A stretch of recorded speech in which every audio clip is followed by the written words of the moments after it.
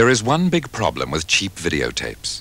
The coating on the tape can work loose, making the heads of your VCR dirty. Soon things start going wrong. The picture breaks up, the sound deteriorates, and your cheap tape begins to look like an expensive mistake. But Polaroid tapes clean the heads while they're playing, so there is no loss in picture quality, even after they've been played hundreds of times. Polaroid 3-hour videotapes, $10.78 at all Kmarts.